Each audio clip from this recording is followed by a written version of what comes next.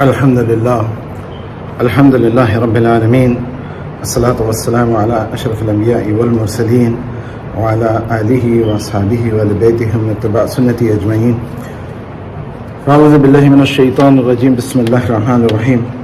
قال الله تبارك وتعالى: لن ينال الله لحومها ولا دماؤها ولكن ينال الله التقوى منكم كذلك سخرها لكم لتكبروا الله على ما هداكم وبشر المحسنين. صدق الله العظيم وصدق النبي الكريم. والعاقبة للمتقين. الحمد لله رب العالمين. Assalamu alaikum wa rahmatullahi wa barakatuh. Alhamdulillah, Allah subhanahu wa ta'ala have given us this beautiful Jummah al-Mubarak in the month of Dhul Hijjah. I recited the ayah from Surah Al-Hajj, which is chapter 22 and verse number 36 and 37. Allah subhanahu wa ta'ala says, لَن يَنَالَ اللَّهُ لُحُومَهَا وَلَا دِمَاؤُهَا. The blood and the flesh of the sacrifice does not reach to Allah subhanahu wa ta'ala. وَلَكِنْ يَنَالَ اللَّهُ التَّقْوَى مِنْكُمْ. But Allah subhanahu wa ta'ala receives the taqwa from us. كَذَلِكَ سَخَّرَهَا لَكُمْ. This is how Allah has ordained. لِتُكَبِّرُ اللَّهَ. So praise the greatness of Allah subhanahu wa ta'ala. عَلَى مَا هَدَاكُمْ. About that He has guided you. وَبَشِّرِ الْمُحْسِنِينَ. And give a glad tidings for the people who do the ihsan. So alhamdulillah, we performed the Eidul Adha here, and those who were in the Hajj, they did the Jumrat and they stoned the stone to the shaitan.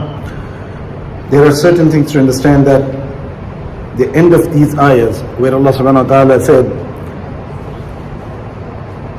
كُتِبَ عَلَيْكُمْ الصِّيَامُ كَمَا كُتِبَ عَلَى الَّذِينَ مِنْ قَبْلِكُمْ لَعَلَّكُمْ تَتَّقُونَ شهر معلومات فمن فرض فيهن الحج فلا رفث ولا فسوق ولا جدال في الحج وما تفعلوا من خير يعلمه الله وتزودوا فإن خير الزاد التقوى واتقون يا أولي الألباب.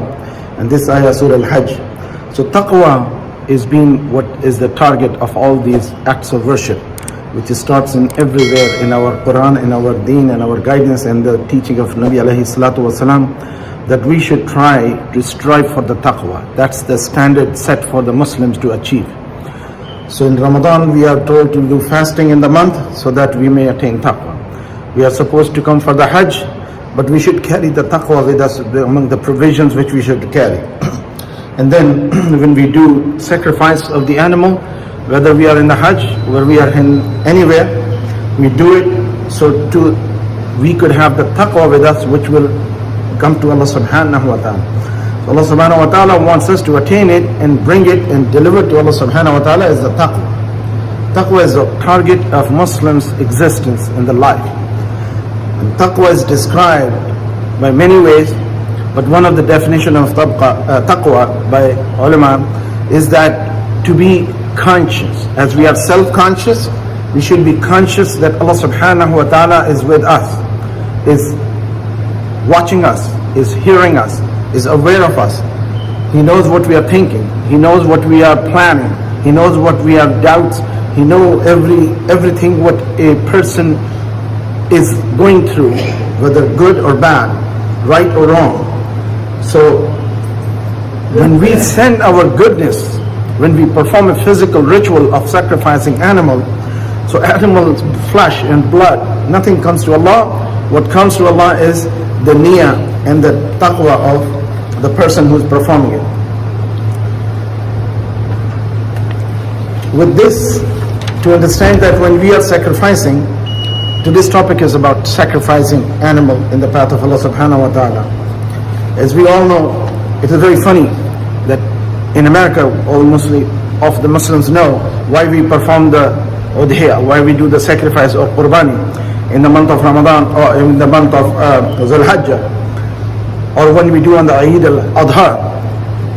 But many Muslim countries, Muslims do not know why we do it. What is the logic behind it? Whose sunnah is this?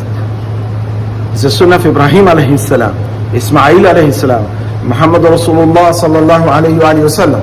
So sacrifices are also done by the people who are known as Jews and Christians. They also do the sacrifices. But for us, Sunnah Ibrahim alayhi salam, as since that time it has been established. Some people of the different faith, which is Christianity and Judaism, says that we follow their traditions. It's actually Ibrahim alayhi salam whose tradition is what we follow. So when we do sacrifice, we are told to have certain things to be given for the sacrifice. For a living person, a goat, or one person for one goat, or 7 people who could be participant in a camel or in a cow. These are the defined standards. Or anything related to the goat or lamb or cow or buffalo or male or female animals of those kinds. There are few special reasons and timing of the sacrifice of the Qurbani in the Eidul Adha, which is to be done on wajib and fard. Fard is on a person who have to do it. When the person become a sahib nisab, which is today's currency value in America, is if you possess in the day of Eidul Adha and 3 days later, a person has $514 worth of value in his possession, which is about 3 ounces of silver and 3 ounces of gold and 52 ounces of silver. If we have it, this is called sahib nisab. A person should be Muslim, should be sane, not insane, should be adult, and should be resident in the place where he is performing or she is performing sacrifice. And then a person should be of what you call sahib nisab, which I mentioned, which is 52 ounces of silver or 3 ounces of gold.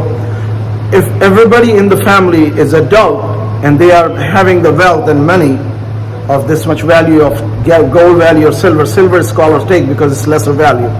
So 52 ounces of silver value or values of cash which we possess, then we should perform. If we could not perform, we cannot do it next year, we have to do it same year. And the animal which we have to pick among the categories, it should be healthy and complete. Horn should not be missing, eye should not be missing, teeth should be not missing.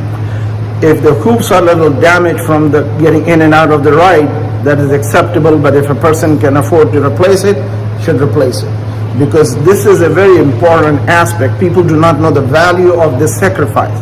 People do it as a ritual. The sunnah of Rasulullah was that he would perform his own slaughter. He would do his own slaughtering all his life.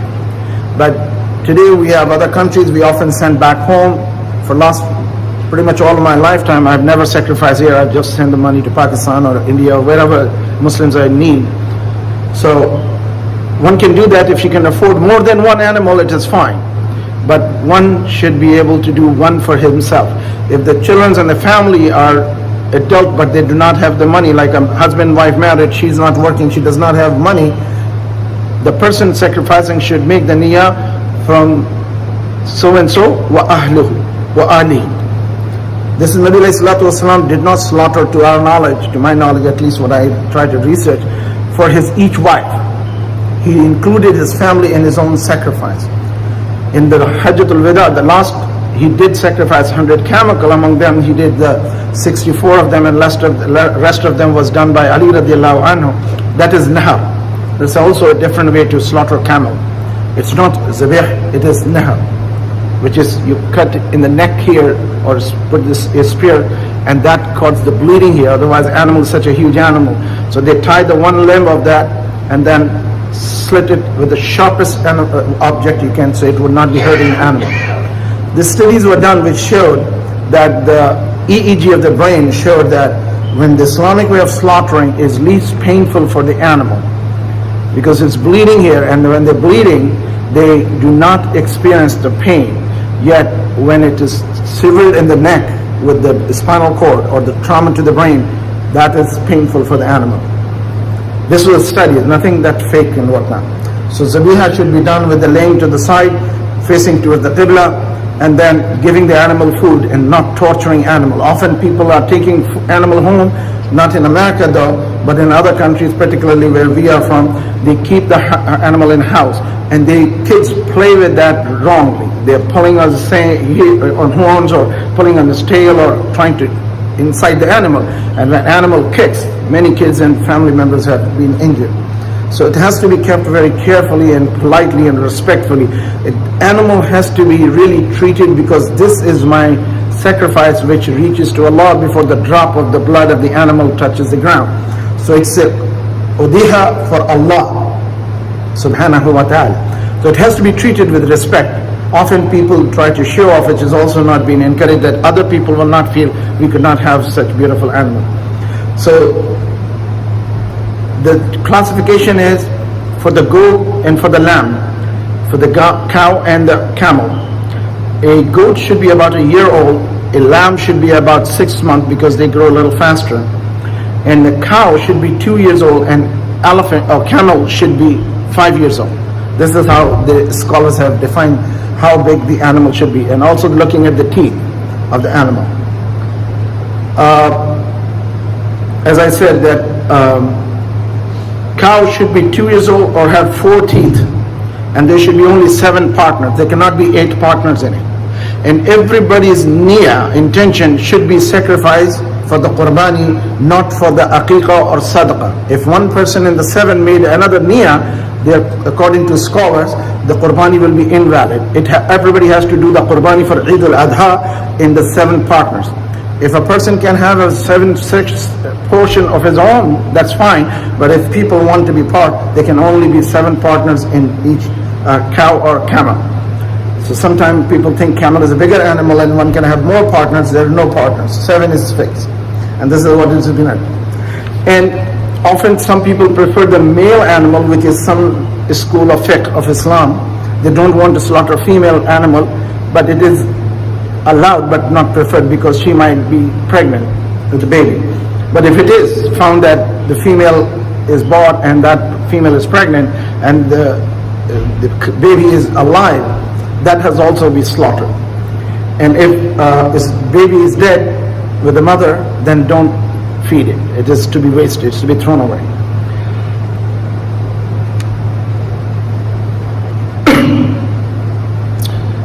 And then when you make the 7 sections or partitions in the mix, which is cow or camel, everybody should have 1 portion of that, and it could be made sadaqah for anybody.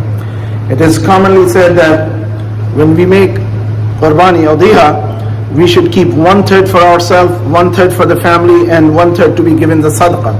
But if there's a situation where you do not need, you can give everything to sadaqah. It is also mentioned that if one have to give udhiya or Qurbani, it is not required that you should do it within your place of residence. It could be given to somebody else and assign them, and make sure Qurbani is done after the Salatul Eidul Adha. There was a hadith about a Sahabi who slaughtered before the Eid, and he had another small animals, about 6-month-old lamb with him. So when Nabi Sallallahu Alaihi Wasallam, when he was defining and explaining this, and he said, Ya Rasulullah, I have already slaughtered my animal. So Nabi Sallallahu Alaihi Wasallam said, do you have anything else? He said, yes, I got another lamb of 6-month-old. So he said, go ahead and slaughter that animal. That is Qurbani, and the one which is done before the Eidul Adha will be a sadaqah for the person and the family. There's another question is asked about people make Qurbani or udhiya for the living or for the dead. Udhiya is obligatory on the living people. Obligatory is a form. But if somebody wants to do it for his deceased parents or the name of Prophet sallallahu alaihi wasallam, they can do it when they say that for me and my family. This is how one should make a dua. Bismillahi Allahu Akbar. Allahumma taqabbal minni kama taqabbalta khalilika Ibrahim wa habibika Muhammad sallallahu alaihi wa sallam. O Allah, accept from me the way you accepted from Ibrahim alayhi salam, your friend, and your beloved Muhammad sallallahu alayhi wasallam. This is a dua one should make, even though you're not slaughtering the animal. But we do not say Bismillahir Rahmanir Rahim, Bismillah, Allahu Akbar, wa la tukabbir Allah. So you cannot kill an animal with saying Allah is merciful. It's an act of not merciful to cut somebody's throat. So before they kill the animal or slaughter the animal, which is zabiha, there is a halal, and often in the Pakistani and Arab there is confusion at times when we talk. When we say halal in Pakistani and Indian language, we means zabiha animal. In other words, cow is halal. Pig and swine are not halal. No matter how you slaughter, it's a haram animal. So the Arab get upset when you ask them, this cow is halal. They say cow is halal. What do you mean by halal? But we are, in our Urdu culture, we think halal means zabiha halal. So the difference of fiqh is that sometimes animal is slaughtered by people of this book, and it is narrated in some hadith. And Nabi alayhi salatu wasalam was offered by those slaughtering the Arab Christian, and he accepted their slaughter. But the slaughtering done here is another issue. The person who is slaughtering should be Ahlul Kitab, preferably Jew, because they are not thinking Jesus is Son of God. That is a mushrik. But the Arab, which are monotheistic Arab, who are living in the Middle East, and their record is available because they came from Yemen to Rasulullah sallallahu alaihi wasallam to find out about that he's a prophet of God or not, because they were waiting for a prophet to come. And otherwise, if they had believed in Jesus as the God and divine, na'uzubillah, they would have not visited him. So there is a difference which we do not know time to go into details. So a scholar of Muslims, a scholar says now that in America we can eat the zabiha of the Jews but not the Christians. Number one, ownership is a different thing of a slaughterhouse than the person who is slaughtering. A owner could be a non-Muslim or a Muslim. Preferably we should have a Muslim. We have a big community. But if it's a owner is a non-Muslim, but the person who is slaughtering the animal is a believer and say Bismillah Allahu Akbar, or a Jew or Christian who says Bismillah Allahu Akbar, if they do not believe Jesus or anybody else as the God, as the Son of Allah, otherwise it's not going to be valid zabiha. So there is some distinctions. Zabiha means the one Islamic way of slaughtering, like kosher means Jewish way of slaughtering. So we need to be very clear about it.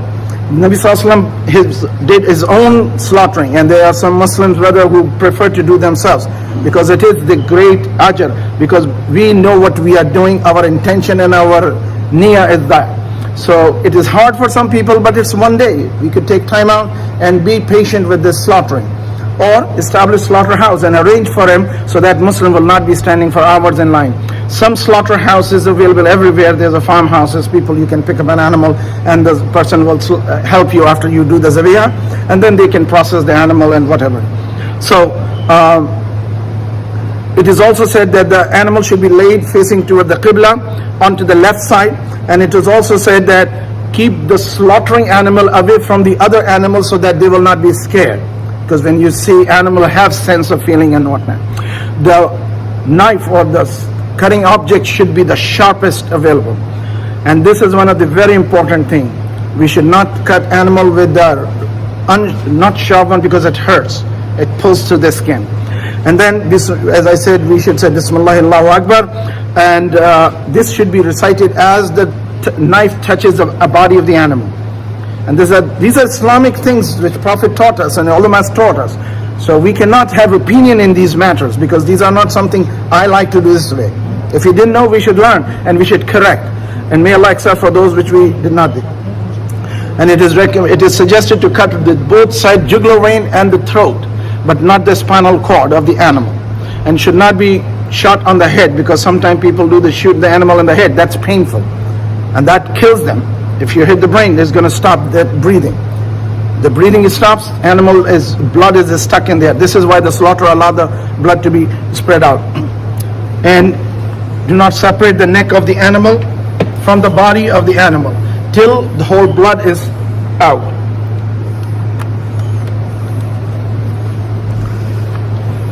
And Sahaba asked Rasulullah sallallahu alaihi wasallam that what is benefit for us in this.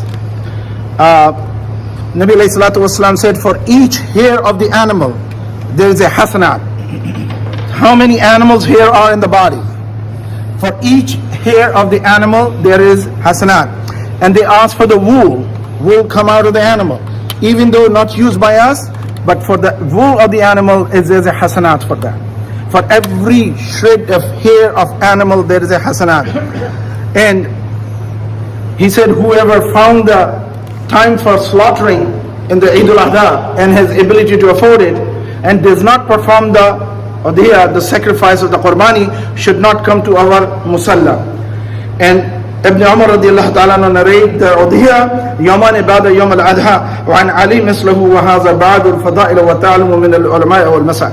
So Umar radiallahu ta'ala, Ibn Umar and Ali radiallahu ta'ala said the Udhiyah is 2 days after that. Nabi alayhi salatu wasalam's one hadith is according to Ali radiallahu anhu that he asked Ali to sacrifice an animal for him after he is gone. And Ali radiallahu ta'ala used to slaughter 2 animals. Prophet himself used to slaughter 1 animal for himself and family and for the ummah, the living and the dead and all. So when we make sacrifice, first is our sacrifice. If we do another animal or if we want to do another animal, we can do it on behalf of entire deceased Muslim ummah, our loved ones, or those who are not born. We can make dua and sacrifice because Nabi sallallahu alaihi wasallam did it, but it is not required. It is a sunnah but not obligatory.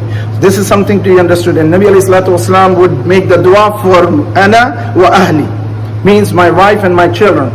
So those who are minor and those who are adult, they can afford, they should do their own sacrifice. But not that even though they are making living and they have money and they are just slaughtering 1 animal for entire family, according to ulama, that's not correct way to do it.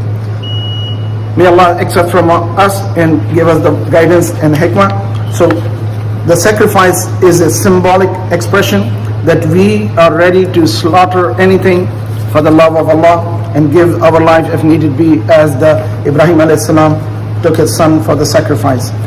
May Allah subhanahu wa ta'ala give us the ability and give us the taqwa, what we have with us, which we purchased or we earned in the Ramadan. We brought it with us in the Hajj, and now with the sacrifice we are giving it, delivering to Allah subhanahu wa ta'ala, that our taqwa is coming to Allah subhanahu wa ta'ala, and Allah subhanahu wa ta'ala will accept it and bless us. May Allah subhanahu wa ta'ala help us, bless us, protect the Muslim ummah and us and our all coming generations, to raise them, born them in Islam and leaving them in Islam. Living in Islam and living on Iman is the most important aspect of our existence. Make dua that our end should be on the Iman, because many people live to be Muslim and sometime before they are dying, they leave Islam.